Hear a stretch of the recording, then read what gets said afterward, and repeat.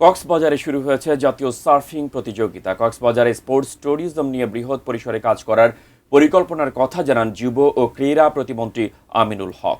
তিনি আরও বলেন, অন্যান্য খেলাধুলার মতো সার্ফিংকেও সমান গুরুত্ব দেওয়া হচ্ছে। কামরুল হাসানের ক্যামেরায় বিস্তারিত জানাচ্ছেন আমাদের কক্সবাজার প্রতিনিধি অর্পণ বড়ুয়া। সমুদ্র সৈকতের লাবণী পয়েন্ট, তপ্ত রোদে সমুদ্রের উত্তাল ঢেউয়ে সার্ফিং করছেন বাংলাদেশের উদীয়মান তরুণ সার্ফাররা। এবারের জাতীয় সার্ফিং প্রতিযোগিতায় বিভিন্ন ক্যাটাগরিতে ১৯ জন মেয়েসহ অংশ নেন ৭০ জন সার্ফার। শুক্রবার সকালে সৈকতের লাবণী পয়েন্টে প্রতিযোগিতার উদ্বোধন করেন যুব ও ক্রীড়া প্রতিমন্ত্রী আমিনুল হক।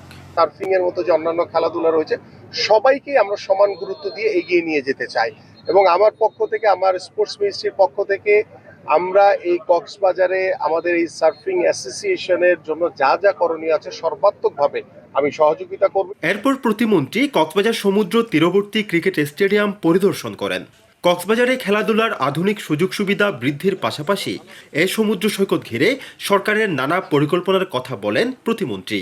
আমরা একটি স্পোর্টস কমপ্লেক্স বা স্পোর্টস ভিলেজ বলি কিংবা স্পোর্টস ট্যুরিজমের জন্য আমাদের যে সুযোগ সুবিধাগুলো দরকার, আমরা এটি আলোচনার মাধ্যমে ইনশাল্লাহ নতুনভাবে এটাকে শুরু করতে চাই।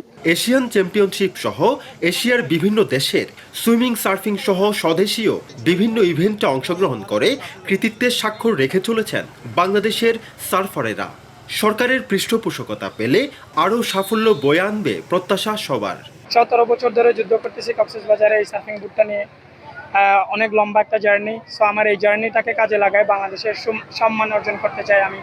আর আমাদের গভর্নমেন্ট অবশ্যই আমাদের সাপোর্টে মোটামুটি আমরা চাচ্ছি আমরা ইন্টারন্যাশনাল খেলার জন্য আমরা চেষ্টা করব। বাংলাদেশে যারা খেলাধুলাকে পছন্দ করে, তারা যদি আমাদেরকে সহযোগিতা করে, আমরা মেয়েদেরকে নিয়ে একটা ভবিষ্যতে ক্লাব করতে পারবো। কক্সবাজার সমুদ্র সৈকতে প্রতি বছর জাতীয় সার্ফিং প্রতিযোগিতা অনুষ্ঠিত হয়ে আসছে। এবারের ২ দিন ব্যাপী সার্ফিং প্রতিযোগিতা শেষ হবে আগামীকাল শনিবার।